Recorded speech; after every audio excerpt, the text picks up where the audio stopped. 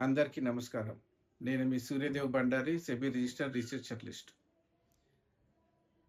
Markets ఈ మధ్య కాలంలో 26,400 దగ్గర దగ్గర నుంచి 22,800 అంటే 26,400 దగ్గర నుంచి 22,800 వరకు అంటే దాదాపు 13% వరకు హయ్యర్ లెవెల్స్ నుంచి కరెక్షన్ రావడం జరిగింది. ఇప్పుడు ప్రపంచవ్యాప్తంగా చూస్తే జియో పొలిటికల్ సిట్యుయేషన్స్ గానీ, యూఎస్, ఇరాన్ వార్ న్యూస్ కానీ మార్కెట్స్‌కి ఏమాత్రం ఫేవరబుల్‌గా లేవు. సో, ఆ విషయం మార్కెట్ మూమెంటంలో రిఫ్లెక్ట్ అవుతుంది కూడా. Already crude oil supply chain అన్నది ఆహ్, డిస్టర్బ్ అయింది. హార్మోన్ జలసంధి దిగ్బంధనం వల్ల క్రూడ్ ఆయిల్ సప్లై జరగట్లేదు. చాలా దేశాల పైన దీని ఇంపాక్ట్ నెగెటివ్‌గా పడడం కూడా స్టార్ట్ అయింది. సో, దీని ప్రభావం వల్ల రాబోయే రోజుల్లో ఇన్‌ఫ్లేషన్ పెరిగే అవకాశాలుంటాయి. ఎందుకంటే, సప్లై చైన్ డిస్టర్బ్ అయింది. డిమాండ్ పెరుగుతా ఉంది. కాబట్టి ప్రైస్ అనేది పెరిగే అవకాశాలున్నాయి. సో, అది గనుక జరిగితే నెక్స్ట్ కంపెనీస్ ఎర్నింగ్స్ పైన దీని నెగెటివ్ ఇంపాక్ట్ పడే అవకాశాలుంటాయి. అంటే ఎర్నింగ్స్ డౌన్‌గ్రేడ్ అవ్వడానికి ఛాన్సెస్ ఉన్నాయి. గోల్డ్‌మ్యాన్ సాక్స్ ఆల్రెడీ దీనికి సంబంధించిన అనౌన్స్‌మెంట్ చేయడం కూడా జరిగింది. అంటే రాబోయే రోజుల్లో కంపెనీస్ యొక్క ప్రాఫిట్స్ తగ్గే అవకాశాలున్నాయి. నెగెటివ్ ప్రాఫిట్స్ వచ్చినా ఆశ్చర్యపోయే అవసరం లేదు. కాబట్టి ఇవన్నీ జరిగినప్పుడు ఆటోమేటిక్‌గా జీడీపీ తగ్గిపోవడం, ఇంకా రూపీ వాల్యూ కూడా డిప్రిషియేట్ అవుతుంది కాబట్టి ఫిజికల్ డెఫిసిట్ పెరిగే అవకాశాలున్నాయి. ఫారెక్స్ రిజర్వ్స్ తగ్గే అవకాశాలున్నాయి.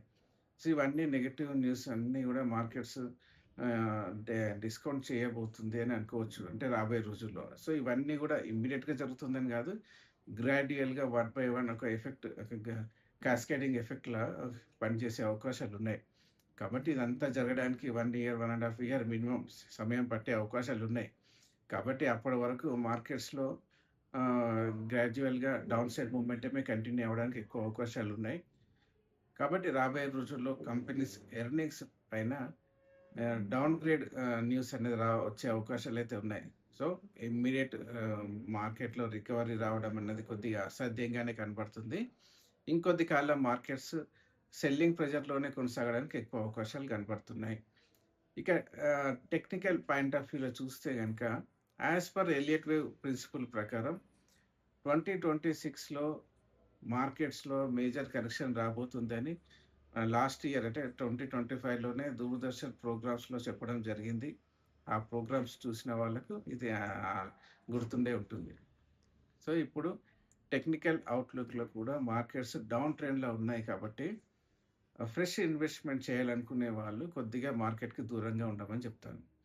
ఆల్రెడీ మార్కెట్‌లో ఇన్వెస్ట్‌మెంట్ చేసున్న వాళ్ళు పోర్ట్‌ఫోలియో ఎక్స్‌పోజర్‌ని తగ్గించుకొని, అంటే లాంగ్ పొజిషన్స్ కొన్ని తగ్గించుకొని క్యాష్‌లో ఉండడం ఉత్తమంగా ఉంటుంది. ఎందుకంటే రాబోయే రోజుల్లో మార్కెట్స్ ఇంకా పానిక్ సెల్లింగ్ గురై లోయర్ లెవెల్స్ వచ్చినప్పుడు రీబై చేయడానికి సిద్ధంగా ఉండమని చెప్తాను. అంటే ఇప్పుడు కొద్దిగా ఆహ్, క్యాపిటల్ తగ్గించుకుంటే క్యాష్‌లో ఉంటే గనుక లోయర్ లెవెల్స్‌లో రీబై చేయడానికి క్యాష్ అన్నది అప్పటికి అనుకూలంగా ఉంటుంది. ఇప్పుడు అలానే కంటిన్యూ చేయడం వల్ల లాస్ పర్సెంటేజ్ పెరగడం తప్పితే పెద్దగా ఉపయోగం ఏం లేదు కాబట్టి, కొద్దిగా మినిమమ్ లాస్‌లో ఉన్న వాళ్ళైనా సరే కొద్దిగా లాస్ భరించుకొని క్యాష్‌లో ఉండడం బెటర్‌గా ఉంటుంది.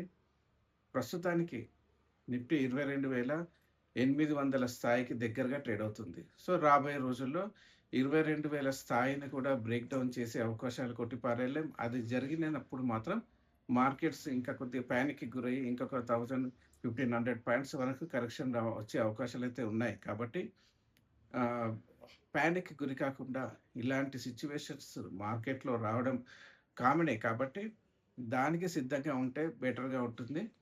ప్రస్తుతానికి క్యాష్‌లో ఉండడం బెటర్‌గా ఉంటుంది. తొందరపడి ఇన్వెస్ట్‌మెంట్ అయితే చేయడానికి అనుకూలమైన పరిస్థితులు మార్కెట్‌లో కనిపించడం లేదు. సో, మార్కెట్స్ కొద్దిగా స్టేబుల్ అయ్యే వరకు సమయం ఎలాగో పట్టే అవకాశాలున్నాయి కాబట్టి, అంతవరకు వెయిట్ అండ్ వాచ్ ధోరణిలో ఉండడమే మంచిది. ఓవరాల్‌గా మార్కెట్ బేర్ ఫేస్‌లో ఎంటర్ అయింది కాబట్టి, ర్యాలీలు వచ్చినా కూడా తాత్కాలికమే. ప్రతి ర్యాలీలోనూ అమ్మకాల ఒత్తిడి ఎదుర్కొనే అవకాశాలైతే ఉన్నాయి. కాబట్టి ర్యాలీలో ట్రాప్ అవ్వకుండా ర్యాలీ వచ్చినప్పుడు ఉన్న లాంగ్ పొజిషన్స్‌ని తగ్గించుకోవడానికి ఆ ర్యాలీస్‌ని యూజ్ చేసుకోవడం ఉత్తమంగా ఉంటుంది.